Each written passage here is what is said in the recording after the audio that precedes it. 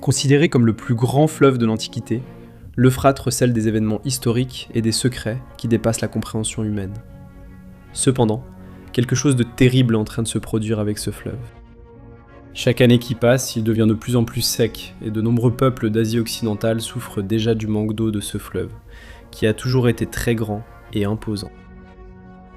Et le pire dans tout cela, c'est que les pays traversés par l'Euphrate ne semblent pas très préoccupés par sa situation, et, dans certains cas, agissent même contre la restauration du fleuve. Mais si je te disais que cette situation de sécheresse du fleuve Euphrate n'est pas seulement une grave crise environnementale, mais qu'elle fait aussi partie de l'accomplissement de certaines prophéties de la fin des temps. Dans cette vidéo, je vais te montrer que le livre de l'Apocalypse fait des révélations impressionnantes sur l'avenir du fleuve Euphrate, qui sont directement liées à l'Armageddon, c'est-à-dire la bataille finale entre Jésus-Christ et Satan et ses démons. Est-ce que la sécheresse de ce fleuve est le signe que nous sommes très proches de l'arrivée de l'Antéchrist ? Que va-t-il arriver à l'humanité si le fleuve Euphrate cesse d'exister ? Je vais vous apporter ces réponses, et d'autres, à partir de maintenant. Selon le livre de la Genèse, au chapitre 2, l'Euphrate est l'un des fleuves qui arrosait le jardin d'Éden. Ces eaux traversaient l'endroit que Dieu avait créé pour être la demeure d'Adam et Ève, et de tous les animaux qu'il avait créés au commencement de tout. Et déjà dans la Genèse, chapitre 15, nous voyons que le fleuve a été désigné par Dieu comme l'une des frontières de la terre promise qui serait accordée aux descendants d'Abraham. Voici ce que dit la parole du Seigneur. Ce jour-là, le Seigneur fit l'alliance suivante avec Abraham. À tes descendants, j'ai donné ce pays, depuis le torrent d'Égypte jusqu'au grand fleuve, l'Euphrate. Ce fleuve prend sa source là où se trouve actuellement la Turquie. Il traverse la Syrie et l'Irak et se jette dans le golfe Persique. L'Euphrate s'étend sur 2700 km et constitue la principale source d'eau potable pour des millions de personnes de ces trois nations. De plus, ces eaux sont utilisées pour irriguer les cultures et alimenter des centrales hydroélectriques qui produisent de l'électricité pour plus d'1 million de familles. Mais ce qui a toujours été une région en pleine croissance et très fertile est en train de devenir un lieu de peur et d'incertitude, car sa principale source d'eau est tout simplement en train de disparaître. Selon les autorités iraniennes, qui suivent la situation de l'Euphrate, au cours des 3 dernières années, la saison des pluies dans la région a commencé plus tard et s'est terminée plus tôt, ce qui a entraîné une diminution drastique du volume d'eau dans le fleuve, à tel point qu'à certains endroits, le lit du fleuve s'est déjà complètement asséché. Et c'est dans l'un de ces endroits asséchés qu'une vidéo est devenue virale sur internet, montrant ce qui pourrait être les cris de démons dans une région où passait le fleuve Euphrate, laissant des milliers de personnes terrifiées. En effet, selon certains témoignages, les bruits viendraient des 4 anges déchus qui ont été emprisonnés par Dieu et qui ne seront libérés que lorsque la prophétie du chapitre 9 de l'Apocalypse s'accomplira. J'ai même fait une vidéo où je parle de cette théorie des bruits effrayants sur le fleuve Euphrate, mais à aucun moment je n'ai affirmé que ce bruit était réel, ni qu'il venait des 4 démons emprisonnés par Dieu. Et pour revenir à la question de la sécheresse que traverse le fleuve Euphrate, un groupe de scientifiques affirme que ce n'est pas seulement la question climatique qui affecte le volume des eaux, mais aussi la mauvaise gestion de la politique de l'eau par les gouvernements des pays traversés par le fleuve. Certains vont même jusqu'à dire que les pays veulent que le fleuve s'assèche une bonne fois pour toutes, pour une raison qui reste encore inconnue. Après tout, quel bénéfice la désertification du fleuve apporterait-elle à l'humanité ? Quel est l'intérêt de ces gouvernants ? Il se trouve que c'est précisément avec la mort du fleuve que la prophétie concernant l'Armageddon s'accomplira. Selon la Bible, les rois de l'Orient marcheront sur la terre asséchée, où coulait le fleuve Euphrate, jusqu'au mont Megiddo, où ils combattront l'armée du Christ lors de la bataille finale. Regardez ce que le chapitre 16 de l'Apocalypse nous révèle. Le 6e ange versa sa coupe sur le grand fleuve Euphrate, et ses eaux s'asséchèrent, afin de préparer la voie au roi venant de l'Orient. Alors je vis sortir de la bouche du dragon, de la bouche de la bête et de la bouche du faux prophète, 3 esprits impurs semblables à des grenouilles. Ce sont des esprits de démons qui accomplissent des signes miraculeux. Ils vont vers les rois de toute la terre, afin de les rassembler pour la bataille du grand jour, du Dieu Tout-Puissant. Autrement dit, dès que le fleuve Euphrate sera complètement asséché, La trompette retentira, et les démons emprisonnés par Dieu seront libérés pour détruire un tiers de l'humanité, avec leurs 200 millions de soldats. Lis avec moi ce que l'apôtre Jean a dit à ce sujet. Le 6e ange sonna de la trompette, et j'entendis une voix venant des cornes de l'autel d'or qui est devant Dieu. Elle dit au 6e ange qui avait la trompette: « Relâche les 4 anges qui sont liés près du grand fleuve Euphrate.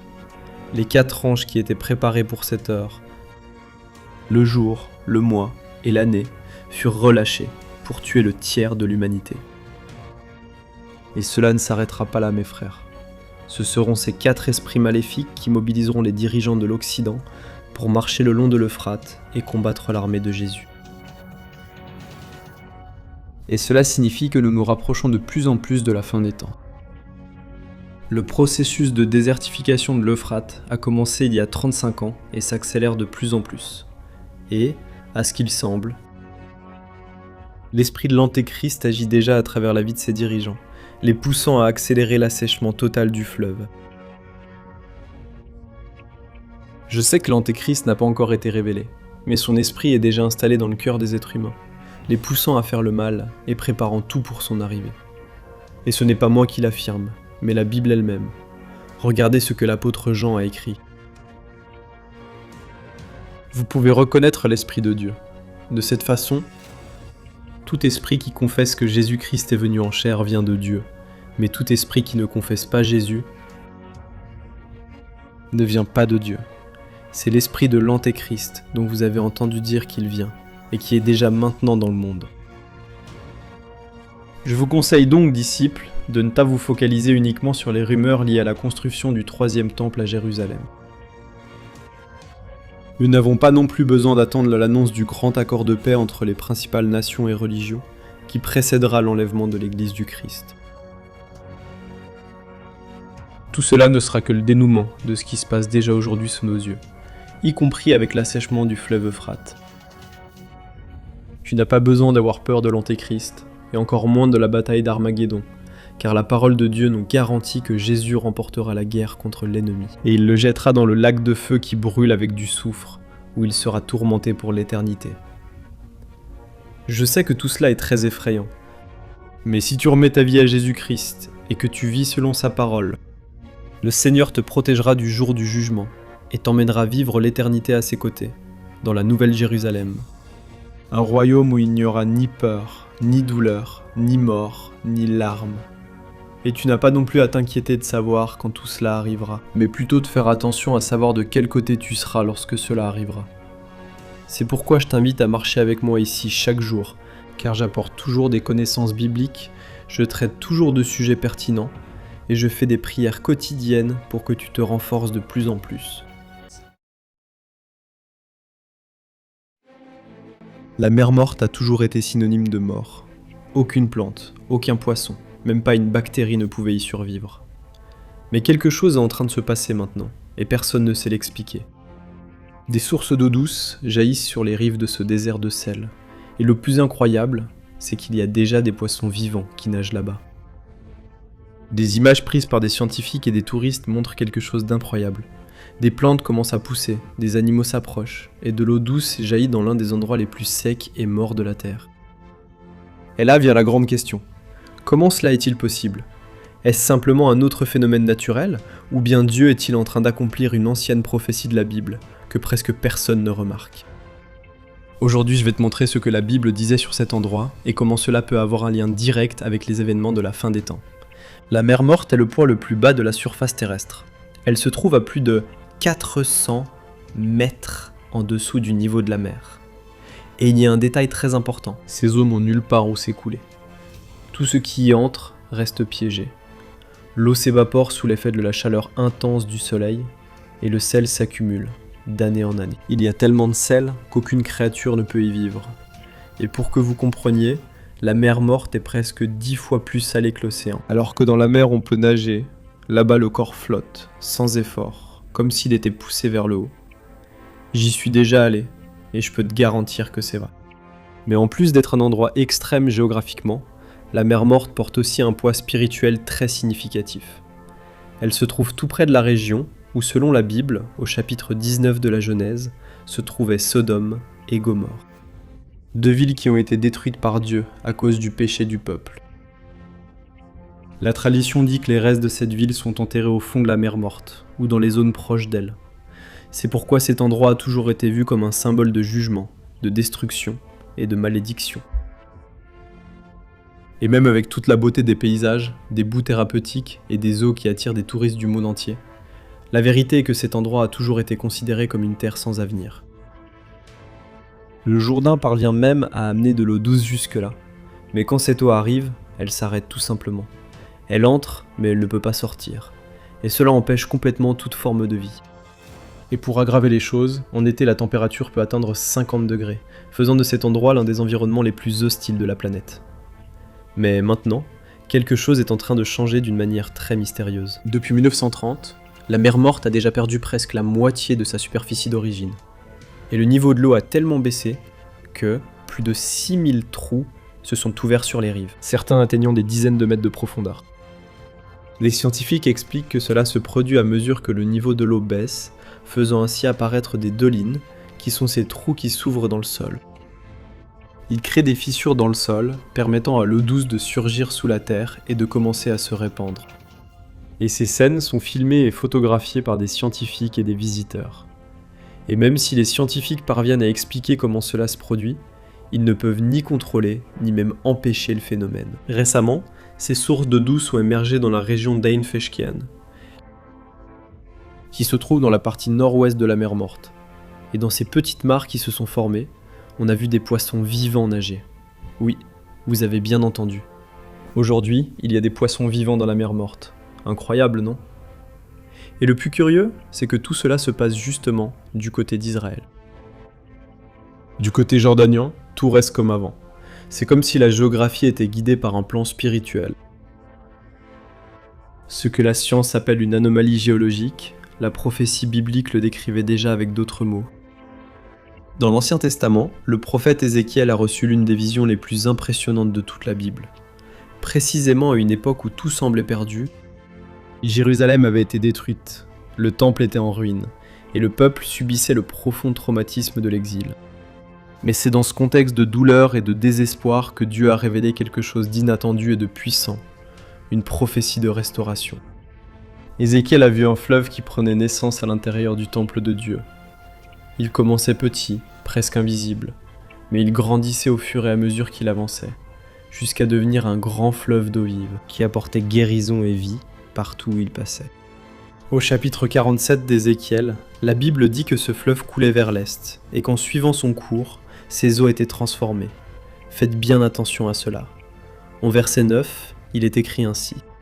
« Partout où ce fleuve passera, il y aura vie et abondance, et beaucoup de poissons, car ses eaux transformeront l'eau salée en eau douce. Partout où le fleuve passera, il y aura vie. » Regardez cela, frères, cette prophétie est très claire. Ce qui est impressionnant, c'est que ce fleuve ne va pas n'importe où. Il descend en direction de l'est de Jérusalem, pointant directement vers la mer Morte. Et la prophétie mentionne aussi des pêcheurs à Ein-Gedi, un lieu réel sur les rives de la mer Morte, et parle d'arbres fruitiers qui produisent des fruits toute l'année. Et aussi incroyable que cela puisse paraître, cela se produit également avec des plantations de palmiers dattiers, où l'on récolte des dattes là-bas tous les mois. À l'époque d'Ézéchiel, cette vision semblait incroyable. Après tout, comment imaginer que cet endroit, symbole de jugement et de mort, pourrait un jour déborder de vie ? Mais Ézéchiel n'a pas été le seul à voir cela. Des siècles plus tard, le prophète Zacharie a également parlé d'eau vive coulant de Jérusalem. La moitié allant vers la mer orientale et l'autre moitié vers la mer occidentale. Cela montre que Dieu avait déjà un plan parfait depuis le début pour restaurer ce qui semblait perdu, sans espoir. De plus, dans le livre d'Isaïe, chapitre 35, verset 1er, il est écrit que le désert fleurira comme une fleur sauvage. Et dans le psaume 107, verset 35, la Bible dit que Dieu transforme le désert en lac et la terre sèche en source d'eau. Et ces promesses n'ont pas été écrites seulement comme des métaphores. Elles annoncent une restauration réelle et physique, commençant précisément à l'endroit où personne ne s'y attendait.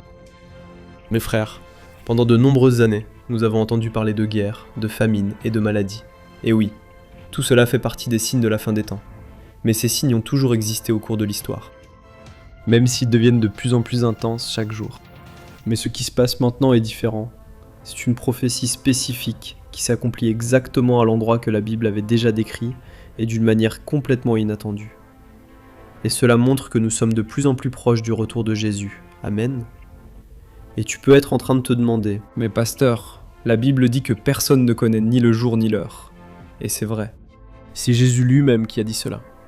Mais il a aussi enseigné que, tout comme nous reconnaissons quand l'été est proche, rien qu'en regardant le figuier, nous devons aussi discerner quand le temps prophétique touche à sa fin.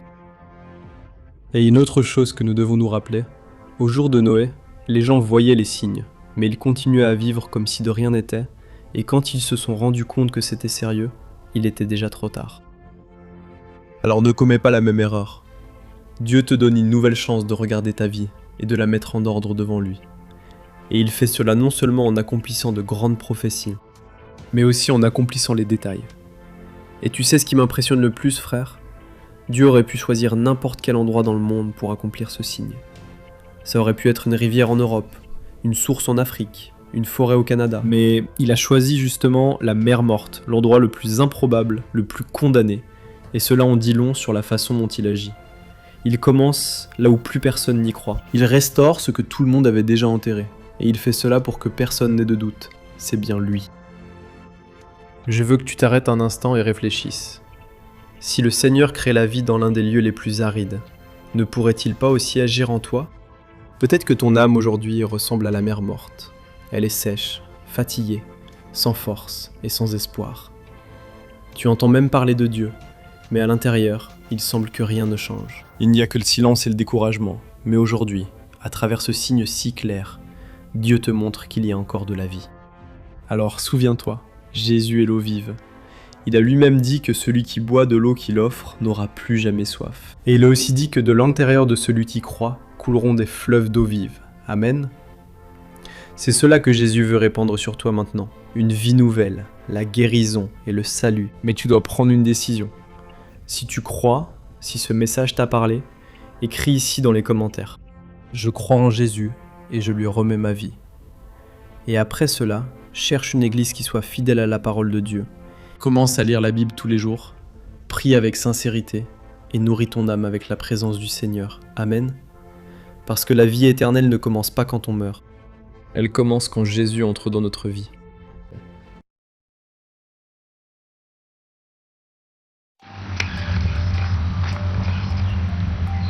The hell is that? Mais qu'est-ce que c'est que ça ?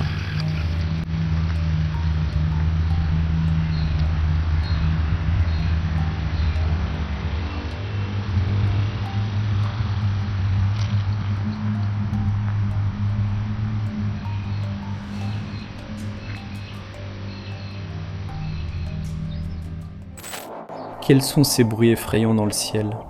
Saviez-vous qu'ils sont de plus en plus fréquents chaque jour ? Seraient-ce les anges du Seigneur qui soufflent dans leurs trompettes et annoncent l'accomplissement d'une prophétie biblique ? Ou s'agit-il d'un phénomène surnaturel ? Depuis un certain temps, des vidéos circulent sur internet, réalisées dans différentes parties du monde, y compris ici au Brésil, où l'on entend dans le ciel un bruit très fort et continu, comme si un avion avec une très grosse turbine passait à proximité. Mais lorsque les gens lèvent les yeux, ils ne voient rien d'autre que les nuages. Et ce phénomène attire l'attention des scientifiques, des croyants et d'autres personnes qui sont témoins de ces sons. Et la question qui demeure est, qu'est-ce qui cause ces bruits dans le ciel et pourquoi se produisent-ils de plus en plus fréquemment ? Devons-nous nous inquiéter de quelque chose qui pourrait arriver dans un avenir très proche ? Dans cette vidéo, je vais te montrer des enregistrements de ces sons entendus dans les cieux du monde entier.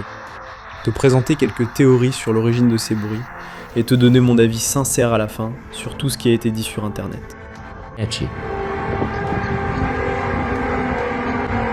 La première chose que nous devons clarifier, c'est que ces bruits qui se produisent dans le ciel n'ont pas commencé récemment. Il existe des vidéos datant de 2012 qui montrent ce phénomène se produisant dans une ville en Russie. À l'époque, de nombreux témoins ont été si choqués qu'ils ont douté de l'authenticité de l'enregistrement, pensant à un montage destiné à effrayer ou attirer l'attention.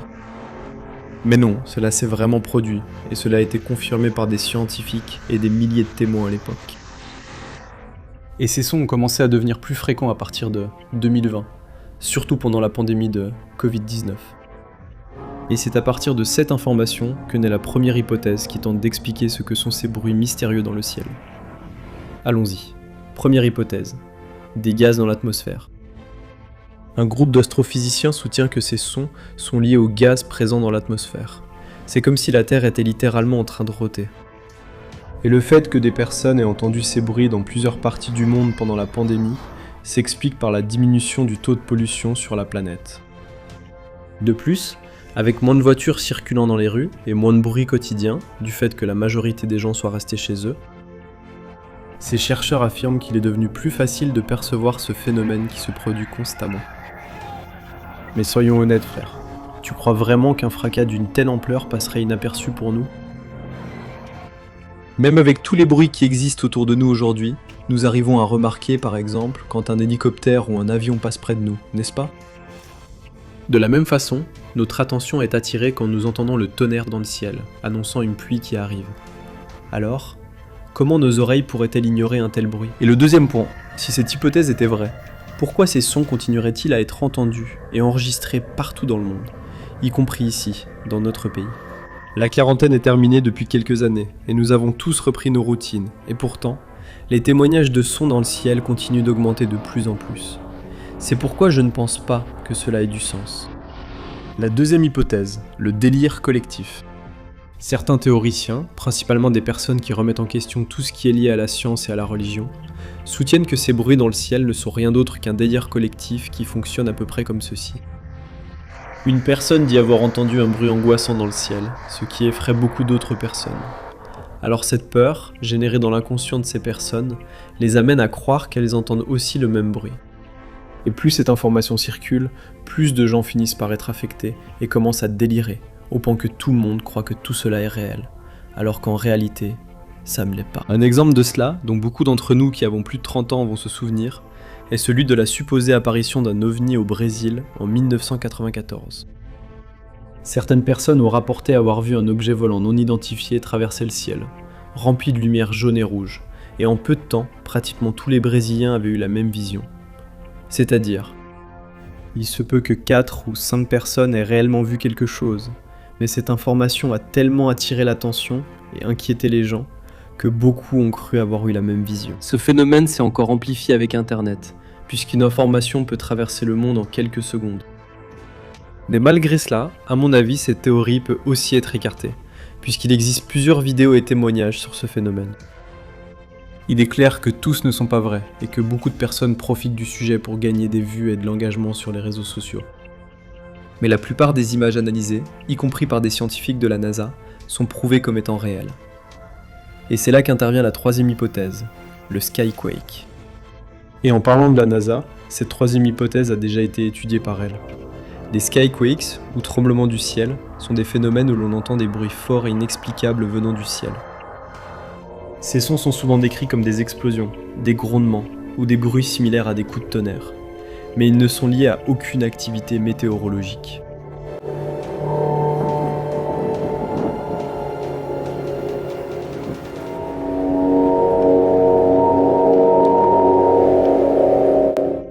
Les causes des Skyquakes ne sont pas bien définies, mais ceux qui soutiennent cette théorie disent que ces sons peuvent être causés par plusieurs situations, comme par exemple une onde provoquée par la collision de météores, des gaz présents au fond de l'océan, qui peuvent provoquer des explosions lorsqu'ils s'évaporent et entrent en contact avec la surface, ou même des activités militaires, comme des essais d'armes puissantes et des avions franchissant le mur du son.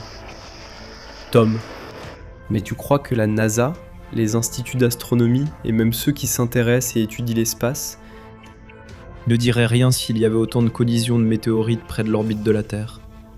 Ou alors, il n'y aurait pas d'accident avec de grands navires si les gaz qui s'évaporent du fond de l'océan provoquaient de grandes explosions? Et puis, quel genre de test militaire provoquerait des sons aussi forts et dans autant d'endroits du monde sans au moins susciter des questions sur le début d'une grande guerre? Ainsi, mes frères, je trouve aussi très difficile de croire que ces sons dans le ciel soient causés par des Skyquakes, peu importe ce qu'ils pourraient être. Et voici la quatrième hypothèse, le séisme spatial. Le séisme spatial serait comme un séisme magnétique dans le ciel. Selon la NASA, qui étudie ce phénomène, Les ondes magnétiques qui entourent la Terre finissent par provoquer ce son, qui selon sa fréquence, peut résonner ici, à l'intérieur de notre planète. Par toutes les hypothèses vues jusqu'ici, celle du séisme spatial est la plus sensée, parce qu'il existe réellement de nombreux types de gaz autour de l'atmosphère terrestre, qui influencent ici, à la surface de la Terre. Et les séismes spatiaux, qu'ils fassent du bruit ou non, ne causent aucun type de dommage à l'humanité. Ils ont toujours existé et continueront d'exister. Et la cinquième hypothèse, projet Bluebeam. J'ai une vidéo ici sur ma chaîne où j'explique de quoi il s'agit, le projet Bluebeam, qui signifie rayon bleu en anglais. C'est une hypothèse qui a du poids parmi ceux qui défendent la théorie selon laquelle le nouvel ordre mondial utiliserait une technologie avancée d'hologramme pour créer des alertes d'invasion extraterrestre ou un éveil religieux de grande ampleur dans le ciel, dans le but de tromper les gens du monde entier et de les rendre soumises. Ainsi, la population mondiale accepterait un nouveau gouvernement et une nouvelle religion qui garantirait la domination de la civilisation humaine par la manipulation. Selon les partisans de cette théorie, ces sons dans le ciel font partie du projet Bluebeam, qui commencerait à éveiller la peur chez les gens afin qu'ils commencent à chercher un sauveur, un protecteur qui serait présenté par le projet lui-même à un autre moment. Par là. Começa a buscar por salvador, protetor que seria apresentado pelo próprio projeto em outro momento. Même s'il y a beaucoup de personnes qui parlent sérieusement de ce projet, sincèrement, je ne crois pas qu'il existe actuellement. Car même si la technologie avance de façon effrayante, elle n'est pas encore arrivée au point de pouvoir réaliser quelque chose d'aussi grandiose. Mais il se peut que cela arrive à l'avenir, surtout si c'est pour favoriser la venue de l'Antéchrist dans le monde. En parlant de l'Antéchrist, passons à la sixième et dernière hypothèse, la fin des temps. Beaucoup de religieux soutiennent que les sons venant du ciel ne sont rien d'autre qu'un signe que l'humanité est arrivée à la fin des temps. Que Jésus lui-même a prophétisé, dans Luc, chapitre 21, qu'avant son retour, il y aurait des signes dans le ciel, sur la lune et sur les étoiles. Et sur la terre, toutes les nations seraient désespérées, craignant le terrible bruit de la mer et des vagues. Partout dans le monde, les gens s'évanouiront de peur face à ce qui va arriver, car les puissances du ciel seront ébranlées. De plus, il cite également le verset 2 du chapitre 14 du livre de l'Apocalypse, où l'apôtre Jean a fait le récit suivant à propos de sons qu'il a entendus venant du ciel, qui ressembleraient beaucoup à ceux qui se produisent ces derniers temps.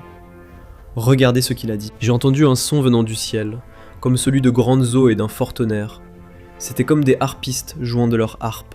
Regardez, des harpes. Frères, si nous analysons ces deux prophéties de la Bible sans leur véritable contexte, nous pourrions très bien affirmer que ces sons du ciel sont réellement liés à la fin des temps et qu'ils annoncent le retour de Jésus.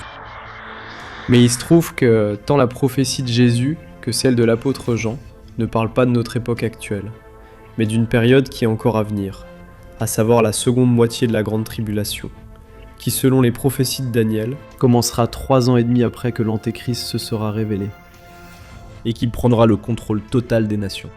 Alors frères, nous arrivons à la conclusion qu'il n'y a pas de réponse certaine à propos de ces sons qui se produisent dans les cieux partout dans le monde. Et il se peut que nous n'ayons jamais cette réponse. Dieu a créé le ciel pour sa gloire, et, dans Romains, chapitre 11, l'apôtre Paul exalte la grandeur et les richesses du Seigneur, en disant que personne ne peut expliquer ses décisions, ni comprendre parfaitement ses plans. Mais, quelle que soit l'origine des sons qui apparaissent, tu comprends ? Nous devons être prêts pour le retour du Christ, parce que nous savons qu'il viendra bientôt. C'est pourquoi il est très important que tu maintiennes une vie d'intimité avec Dieu, en cherchant toujours à suivre sa parole. Parce que ce n'est qu'ainsi que tu seras à l'abri de voir des choses terribles. Comme Jésus a dit dans Luc, chapitre 20, que ces choses arriveraient. Et de plus, il n'y a aucune raison de désespoir ou de panique, car il n'y a aucune preuve que ce phénomène puisse nous faire du mal. Et toi, qu'en penses-tu ? Écris ici dans les commentaires, et je t'attends dans la prochaine vidéo. Que Dieu te bénisse puissamment, je vous embrasse bien fort.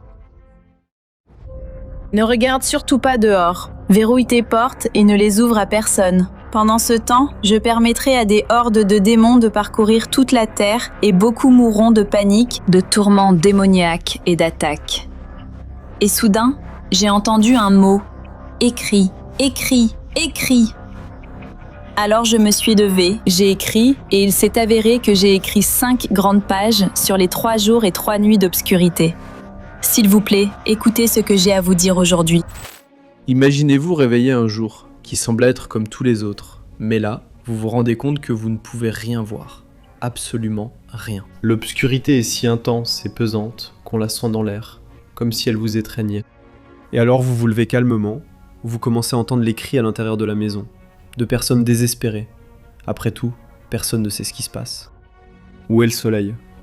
Où est la lumière du jour à laquelle tout le monde est habitué ? Et le pire dans tout ça, c'est que vous n'imaginez même pas que ce n'est que le début d'une obscurité qui va durer 3 jours entiers. Ce scénario terrifiant relève-t-il d'une grande prophétie biblique, ou s'agit-il simplement d'une croyance populaire répandue au fil des siècles ? C'est exactement de cela que nous allons parler aujourd'hui, la fameuse prophétie des 3 jours d'obscurité. Bientôt, cette terre entrera dans une période de sévère obscurité mondiale. Tout sera plongé dans le silence et l'humanité sombrera dans un désespoir soudain et la panique, tandis que la confusion se répandra. Ces jours de profonde obscurité sont mon grand acte de miséricorde pour attirer toute l'attention de l'humanité. Et prépare-toi, car ce que tu vas découvrir ici peut complètement changer ta façon de voir la fin des temps. Si tu ne le savais pas encore, cette idée circule depuis longtemps parmi les chrétiens. Principalement parmi ceux qui ont grandi dans une tradition plus catholique, elle a gagné en force au fil des années. Selon cette prophétie, la planète entière serait plongée dans une obscurité totale pendant 72 heures.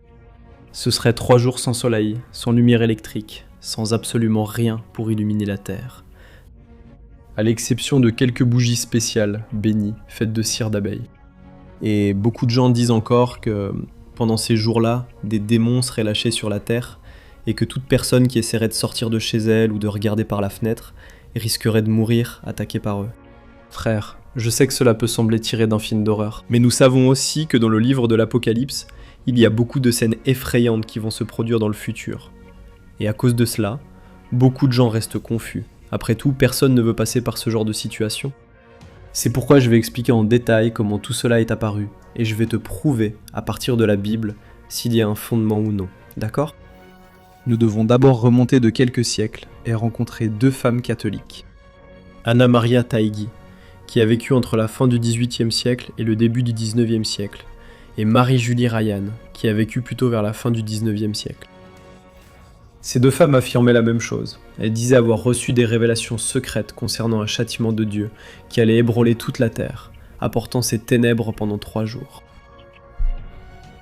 Et selon leur vision, seules des bougies spéciales qui étaient bénies, généralement faites de cire d'abeille, pourraient apporter un peu de lumière et protéger les gens des démons qui apparaîtraient pendant ces jours-là.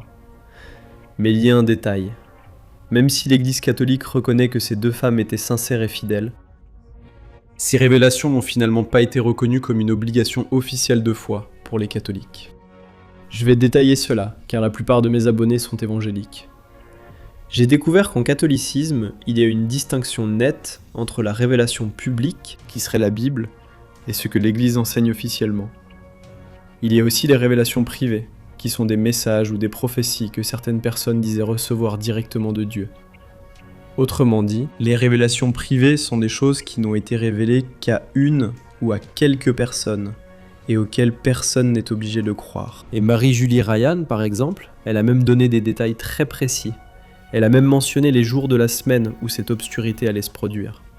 Ce serait le jeudi, le vendredi et le samedi. Et elle a affirmé que les démons seraient libérés pour tourmenter les gens pendant cette période. Mais même à cette époque, beaucoup de gens se demandaient si cette révélation venait vraiment de Dieu ou non. Et ne pensez pas que cette histoire des 3 jours d'obscurité a disparu au XIXe siècle. Au contraire, avec le temps, elle apparaît de plus en plus, et beaucoup de gens finissent par avoir peur et être terrifiés. Tu te souviens de la vidéo que j'ai montrée de la dame au début de la vidéo ? Cette femme américaine a affirmé qu'il y aurait 3 jours d'obscurité, et elle a écrit une lettre de plusieurs pages. La vidéo qu'elle a enregistrée date de 2017, et elle a dit que tout allait se passer en 2019. Beaucoup de gens y ont cru, mais nous savons que cela ne s'est pas produit. Et parmi les plus récents, qui a également fait le buzz sur les réseaux sociaux, il y avait la vidéo d'un homme surnommé le Nostradamus vivant, et il disait que cela arriverait en 2024. Cette vidéo a circulé partout, et d'ailleurs, dans la vidéo on montrait des documents officiels de la NASA, confirmant une obscurité mondiale pendant 3 jours, mais à la fin, ils ont découvert que tout était faux. Et il y a aussi une lettre célèbre qui dit être de Saint Pio. Un saint très respecté des catholiques avait prophétisé la même chose. Mais ils ont ensuite découvert que la lettre était fausse. Alors mes frères, tout d'abord, nous devons faire ceci.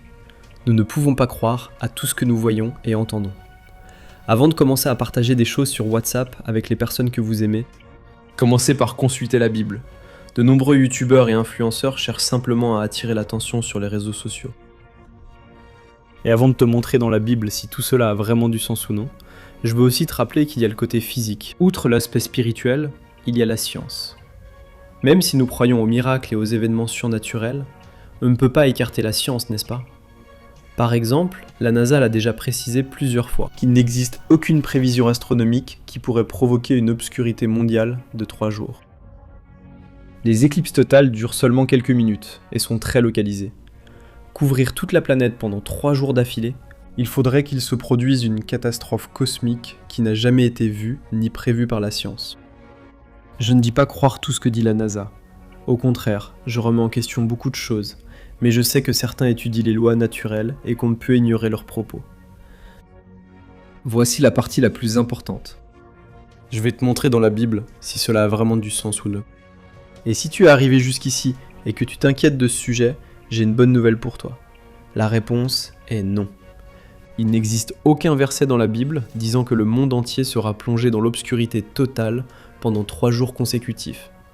Mais calme-toi, je vais t'expliquer quelques détails. Dans Matthieu chapitre 24 verset 29, Jésus dit qu'après une grande tribulation, le soleil s'obscurcira, la lune ne donnera pas sa lumière, les étoiles tomberont du ciel et les puissances des cieux seront ébranlées.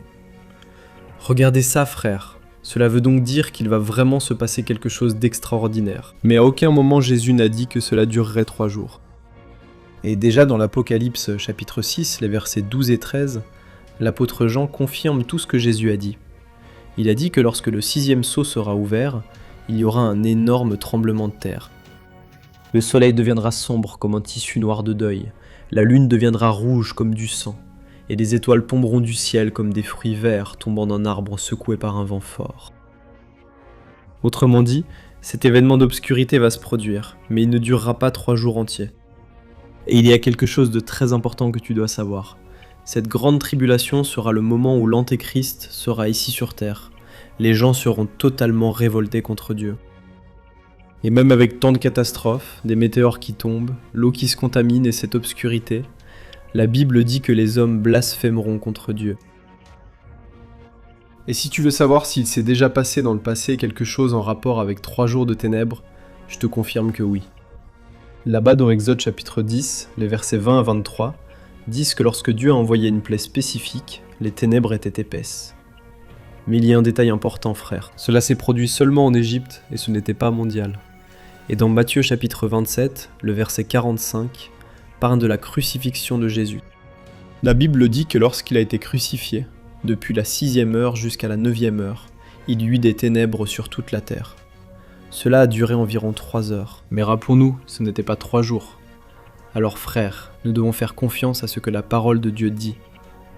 Je sais que beaucoup de gens parlent avec tant de conviction, avec tant de certitude, mais malgré cela, elles sont faillibles. Ce qui leur vient à l'esprit peut être quelque chose de l'inconscient.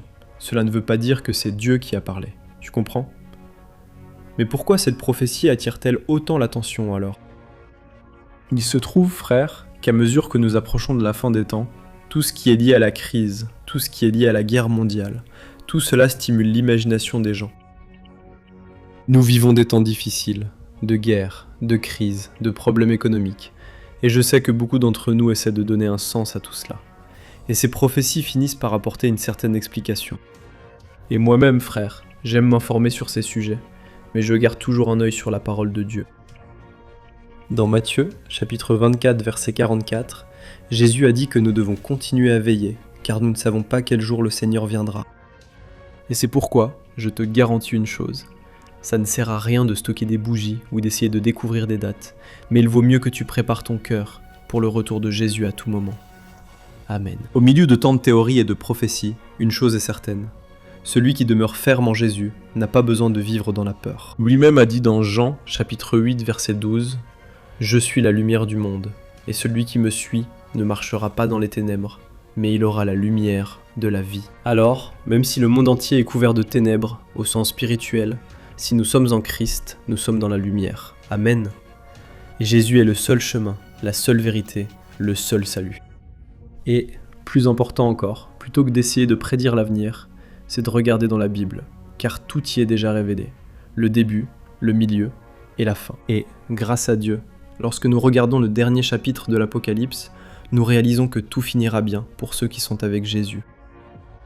Alors ta seule préoccupation doit être de vivre une vie de sainteté, une vie d'obéissance et une vie de prière et de méditation dans la parole de Dieu. C'est pourquoi je t'invite chaque jour à être avec moi dans la prière du matin, dans la prière du soir. Dieu fera de grandes choses dans ta vie, d'accord ? N'oublie pas maintenant de partager. Regarde, beaucoup de personnes ont besoin d'entendre ce message. Envoie-le dans les groupes WhatsApp et je t'attends dans la prochaine vidéo. Que Dieu te bénisse puissamment. Je t'embrasse fort.